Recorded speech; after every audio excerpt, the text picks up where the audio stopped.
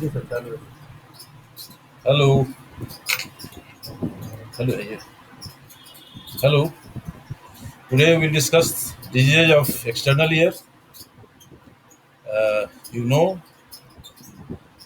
or you can classify all diseases of PINNA into four groups: the congenital, traumatic, inflammatory, and tumor. So today we'll discuss about the congenital disease of PINNA. Now, the main causes of congenital conditions are hereditary, some drugs, irradiation, viral infections, etc.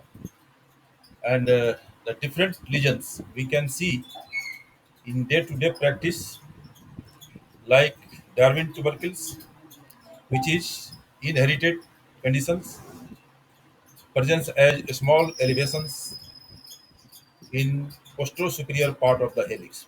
We'll see the diagram also.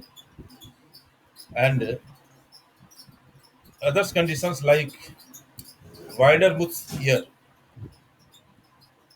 that is prominence of anti-helix. You know anti-helix and helix.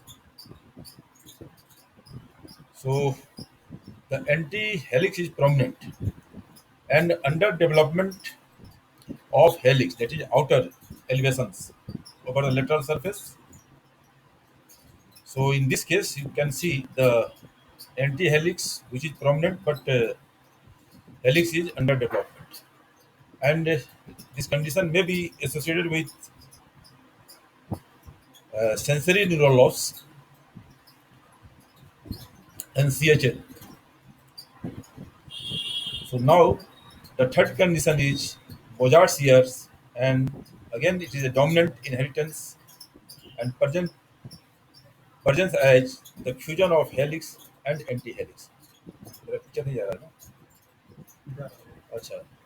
So now just see the tubercle, Darwin's tubercles. This is the Darwin's tubercles. That is from birth. And in second figure, you can see the underdevelopment of the helix, the outer margin, outer elevations, while the anti-helix is well developed. So this condition is called wider mouth ear, which are generally seen in wild animals. Now, the next slide, please. That is bat ears. This is the another conditions, congenital condition. That is bat ears, where abnormal protrusion of auricle. You can see the abnormal protrusion of the auricles,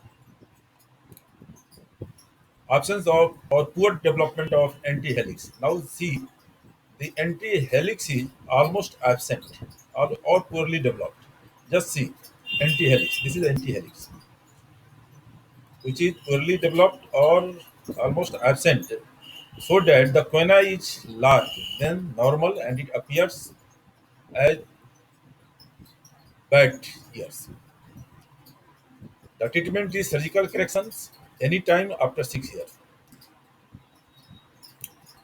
The next congenital appearance is a lobe ear. You can, this lobe ear where cross of anti-helix. Sorry, the spelling is slightly, the spelling is wrong. The cross of anti-helix. Cross is the superior part of anti-helix. Now see the cross of anti-helix. Cross of anti-helix. Cross of anti-helix. Yeah, this is the cross of anti-helix, which is poorly developed. Otherwise, the structure is normal and the appearance is like lobe, so it is lobe ear. Now the anti in cup ear, where the anti-helix is undeveloped, undeveloped. In some books, the bat ear or lobe ear or cup ear, all are included in a single regions that is under development of antihelix. So now the next condition is anotia. Anotia, that is completely or complete absence of the pinna. It may be unilateral or bilateral and may be associated with other congenital disorder of middle ears. So, and inner ears, not only middle ears, also inner ears. Now the microtia, which is the commonest congenital conditions. Microtia is the commonest congenital conditions which are seen, may be unilateral or bilateral, and usually it is associated with the abnormality of middle and inner ear, may or may not be.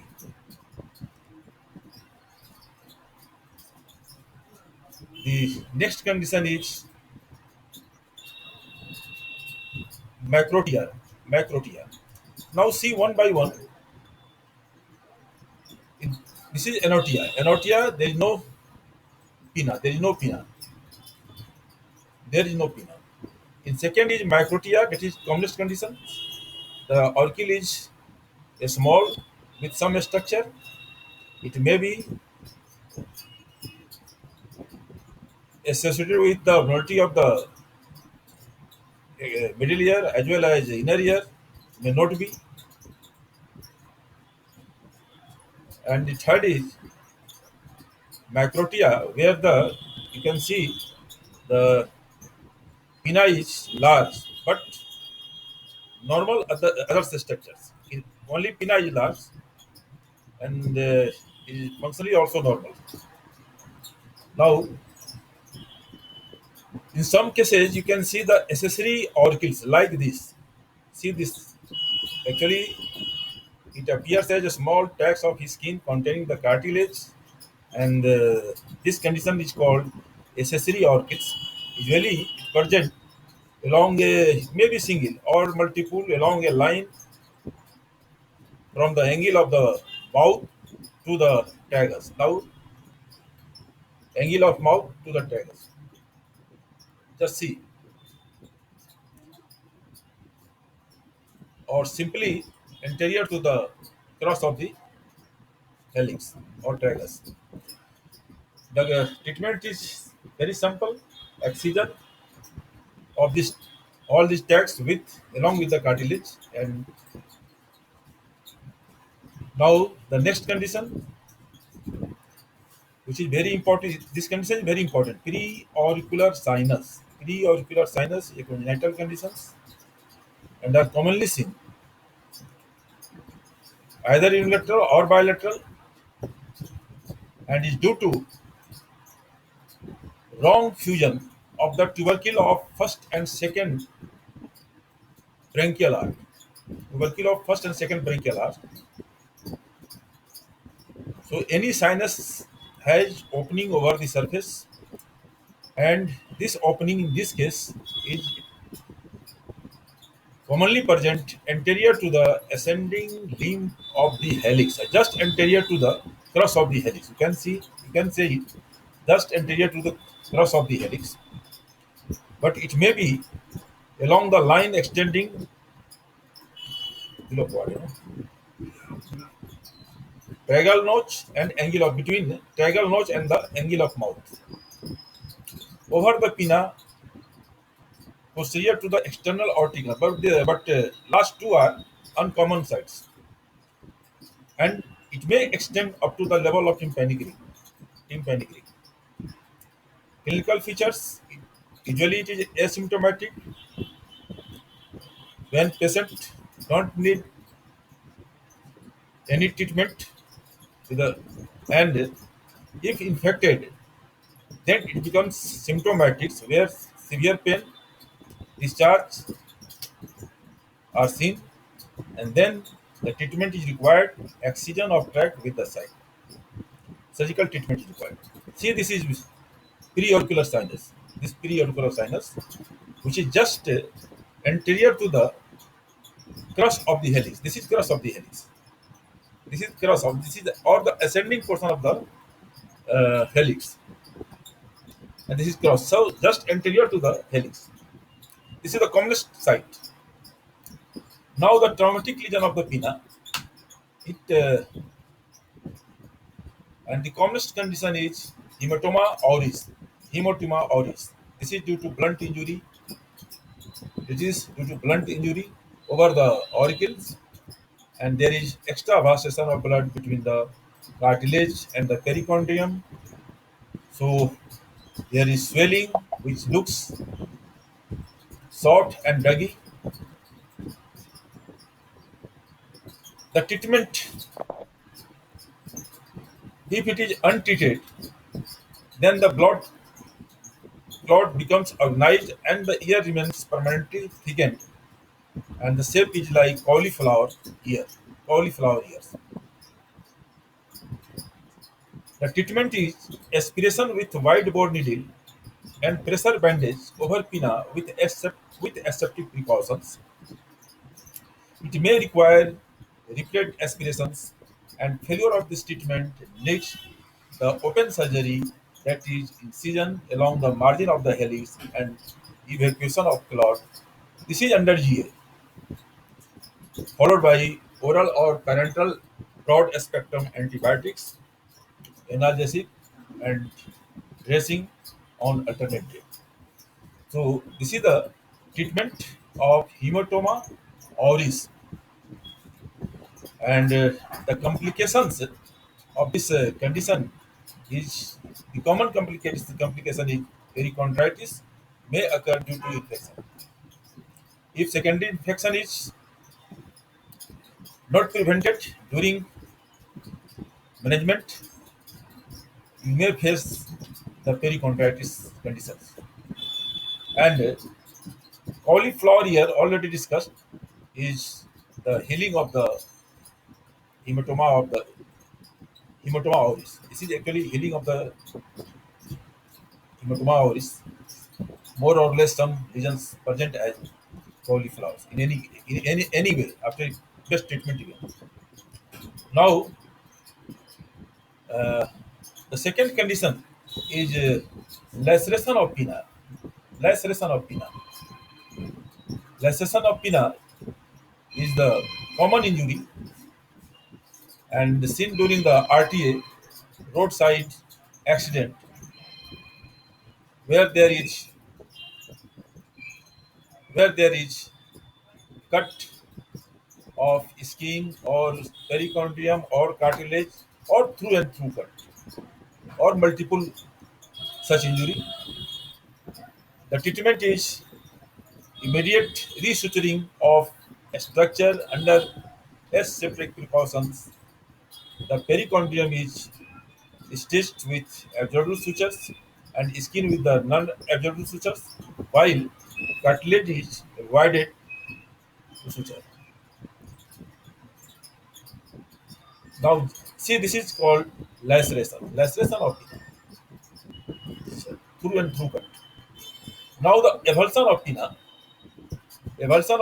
where the pinna is separated from its attachment due to injury, of any type, but seen in accident, it may be complete or incomplete avulsions. The incomplete avulsions, where pinna is still attached with the skull, even with skin packs, and resuturing of this pinna, we may find good result. But on complete avulsions,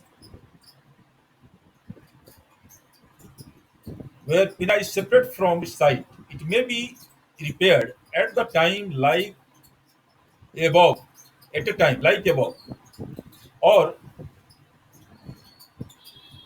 if it not possible, the cartilage of pinna is separated from overlying skin or from its skin, and the cartilage is planted subcutaneously posterior to the auricles, and reconstruction is done by microvascular surgeons later on. So don't waste the auricle, preserve it anyhow for later reconstructions. Now, the next condition is frostbite of pinna. Frostbite of pinna, frostbite is the freezing injury and is defined as the freezing and crystallizations of fluid in the interstitial and cellular spaces as consequence of prolonged exposure to freezing temperatures. So pinna is the outward part of the head, and it is usually exposed very commonly than other parts of the body. The nose, pinna, extremities of hands or foot, they are prone to frostbite of the pinna. So pinna is the commonest part for frostbite. Now, depending upon the severity, the patient may be present with edema. It is the earliest stage, earliest lesion, followed by edema, then bulla, even necrosis of the skin and subcutaneous tissue, or complete loss of the affected parts. So, the management is rewarming of pinna at temperature of 38 to 42 degrees Celsius with moist cotton flagets. Application of 5% silver nitrate soaks analgesic. The management of bulla, they are protected from rupturing, symptomatic antibiotics, surgical debridement. This surgical debridement is waited. It is awaited for development of complete necrosis. Don't do earlier. So wait for complete necrosis, where the living part and the non-living part is separated by, and then that non-living part is excised. So this is the condition seen during the cold weather. Just see the bulla, the edema.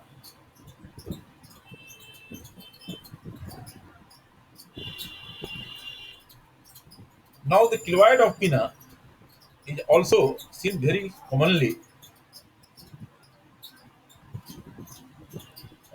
mainly in female, where prick injury is very common for ornaments. So ear keloids are thin, rubbery, fibrous nodule that form on the ear after minor trauma and most commonly after ear bites. So this is very common in female. It occurs in earlobes. This is the commonest site, earlobe, as well as uh, in the skin and cartilage higher on the ear, on the upper part of the ear. So the treatment is surgical, is excision or steroid injections like uh, even radiation is also required. Now, next case. Now see the keloid of pinna. In this case, it is from the keloid is attached on posterior surface of the pinna. In the second case, keloid is over the superior part of the pinna, and this is in third figure. The ear lobule has keloid. The ear lobule has keloid. Thank you. And next class we'll discuss the infectious lesion of pinna.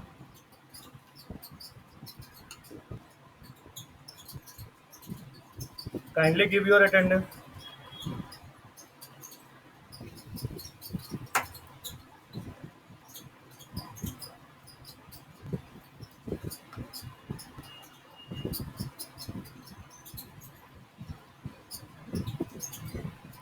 You can also give your attendance in the WhatsApp group also.